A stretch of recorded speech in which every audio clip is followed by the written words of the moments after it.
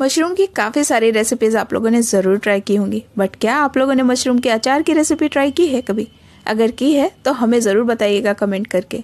आज हम शेयर करने वाले हैं आप लोगों के साथ मशरूम के अचार की रेसिपी। बहुत ही ज़्यादा टेस्टी बनता है गाइस। इस अचार में है दो खास बातें। पहला, ये ऑथेंटिक तरीके से बनाया जाएगा और दूसरा, ये सालों साल चलेगा, खराब नहीं होगा। आप इसे बनाकर स्टोर कर सकते हैं। रेसिपी अच्छी लगे तो वीडियो को लाइक कीजिएगा और शेयर कीजिएगा इसे अपने दोस्तों के साथ। हेलो गाइस, मैं हूँ उमा रावत और आप देख रहे हैं फूड्स लाइव।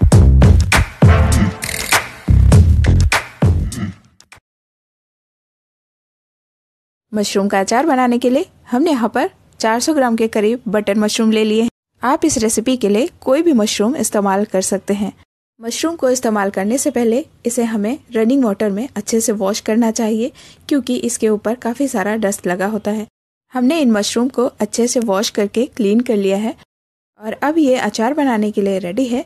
तो चलिए हम अचार बनाने का प्रोसेस स्टार्ट करते हैं। मशरूम आप किसी भी साइज़ का ले सकते हैं। अगर मशरूम ज़्यादा बड़े हैं तो आप उन्हें कट करके 4 भागों में डिवाइड कर सकते हैं। सबसे पहले हम मशरूम को ब्लांच करेंगे। एक पैन में काफ़ी सारा पानी बॉईल करेंगे और इसमें ऐड करेंगे 1 छोटा चम्मच नमक और 1 छोटा चम्मच हम इसमें विनेगर ऐड करेंगे। विनेगर ऐड करने का रीज़न यही है कि मशरूम आगे प्रोसेस में जाएगा, ड्राई करेंगे, इससे वो काला ना पड़े। और दूसरा रीज़न है कि मशरूम में एक स्मेल सी आती है, वो स्मेल निकालने के लिए हम इसमें विनेगर ऐड करेंगे। आप विनेगर की जगह इसमें नींबू का रस भी ऐड कर सकते हैं। अब हम इसमें मशरूम ऐड कर देंगे।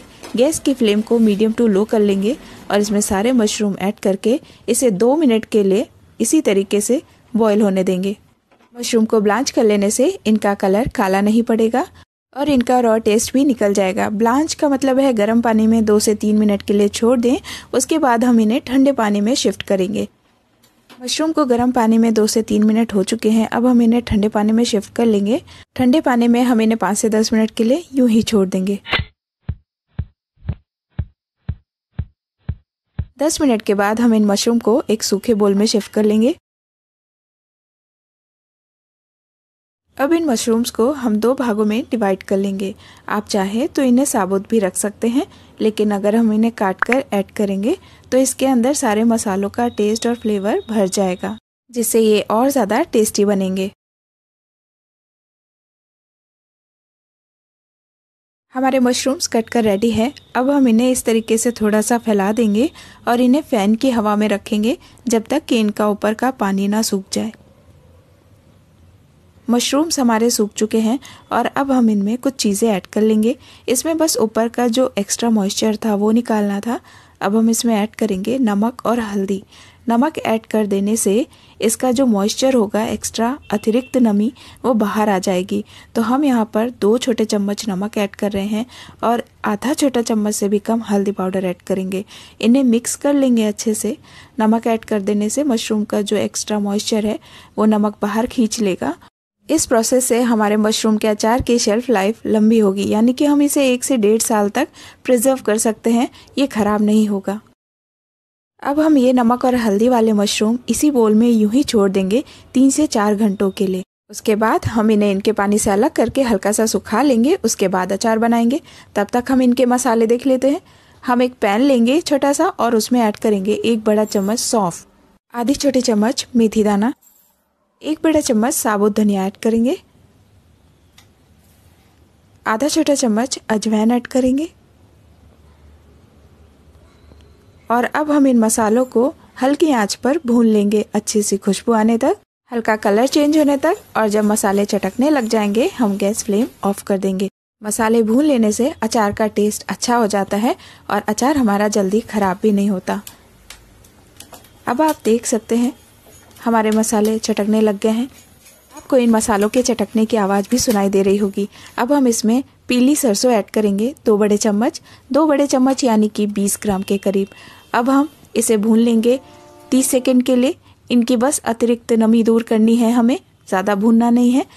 तो लीजिए, हमारे मसाले तैयार हैं। अब हम इन्हें एक ग्राइंडर जार में ऐड करेंगे और इन्हें दरदरा पीस लेंगे। हमारे मसाले पीसकर रेडी है। आप इनका टेक्सचर देख सकते हैं। अब हम इन्हें एक बोल में शिफ्ट करेंगे और इसमें ऐड कर लेंगे 1/4 छोटा चम्मच कलौंजी यानी कि निजला सीड्स, इसे हम अंग्रेल भी बोलते हैं, या फिर काला जीरा। अब हम इसमें ऐड करेंगे सौंफ, कुछ साबुत सौंफ ऐड करेंगे, कुछ हमने पीस कर ऐड करी है, इससे टेस्ट अच्छा आता है। और 1/4 छोटा चम्मच मेथी दाना ऐड करेंगे। ये साबुत मसाले मैच्योर होने के बाद बहुत अच्छे लगते हैं। अब हम इसमें 1 छोटा चम्मच आमचूर पाउडर ऐड करेंगे, यानी कि पिसी खटाई। खट्टे के लिए आप नींबू का रस या नींबू का सत भी यूज कर सकते हैं, यानी कि सिट्रिक एसिड।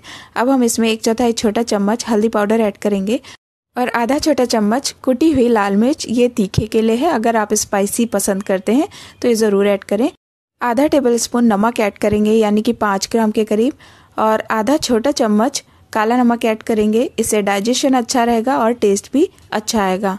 अब हम 1 बड़ा चम्मच कश्मीरी लाल मिर्च ऐड करेंगे, ये कलर के लिए है, अचार का कलर अच्छा आता है। और अब हम यहाँ पर हींग 1/4 छोटा चम्मच ऐड करेंगे। इसे ऐड कर लेने से टेस्ट और डाइजेशन दोनों बेटर होंगे। अब अचार का मेन इंग्रेडिएंट तेल है, जिससे हमारा अचार प्रिजर्व रहेगा।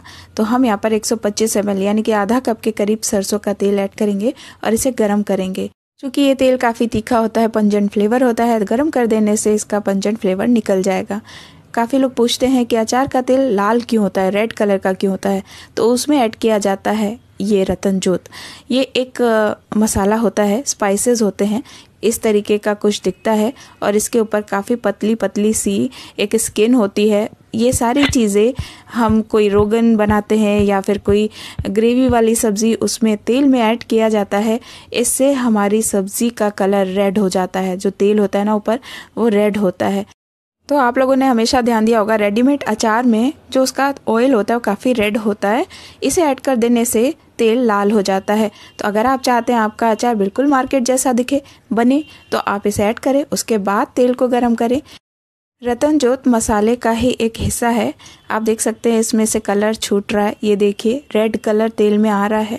धीरे धीरे जितना हम इसे गर्म करते जाएंगे, इसका पूरा कलर इसके अंदर आ जाएगा। तो रतनजोत एक मसाले का ही हिस्सा है, बिल्कुल सेफ है। इसे खाने से कोई प्रॉब्लम नहीं होगी, हेल्थ में इससे कोई भी इशू नहीं आएगा। आप इसे यूज़ कर सकते हैं।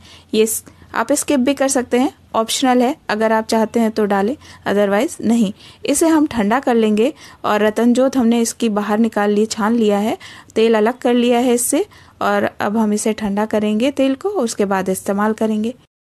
रतनजोत आप किसी भी किराना शॉप से ले सकते हैं। इसे किसी भी ग्रेवी वाली सब्जी में ऐड किया जा सकता है तेल के अंदर। तो यहाँ पर हमारे मशरूम सूखकर रेडी हैं। इन्हें हमने इनके पानी से बाहर निकाल लिया था। इन्हें थोड़ी सी फैन की हवा दिखा दी है ताकि ऊपर का मॉइस्चर इनका हल्का सा सूख जाए। और अब ये अचार डालने के लिए एकदम रेडी है। तो इन्हें हम शिफ्ट कर लेंगे एक बोल में।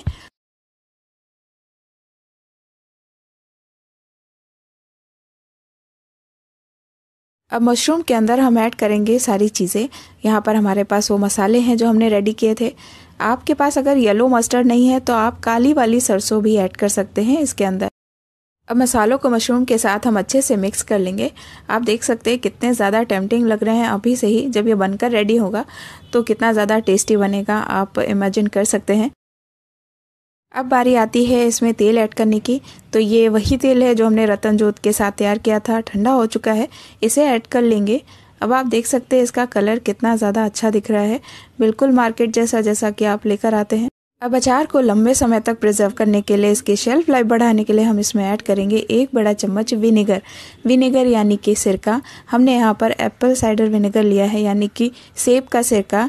ये बेस्ट होता है। आप चाहे तो जामुन का सिरका या फिर गन्ने का सिरका भी ऐड कर सकते हैं, या फिर जो भी आपके पास है। इससे हमारा अचार ख़राब नहीं होता लंबे समय तक और इसका टेस्ट भी ऑसम होता है। तो गाइज़, अगर आप ये नहीं ऐड करना चाहते हैं तो इसके जगह पर आप एसिटिक एसिड ऐड कर सकते हैं। एसिटिक एसिड कंसनट्रेट होता है, जो कि वो थोड़ा हार्ड होता है, इसीलिए हम लोग उसे सजेस्ट नहीं करते, हम विनेगर को सजेस्ट करते हैं। तो ये बेस्ट है, ये सेफ़ है, आप ये ज़रूर ऐड कीजिए। और अचार आप देख सकते हैं आपके सामने है, ये बहुत ही ज़्यादा टेम्पटिंग बना है, नो डाउट कि कितना ज़्यादा टेस्टी बना है। आप इसे ज़रूर ट्राई कीजिए।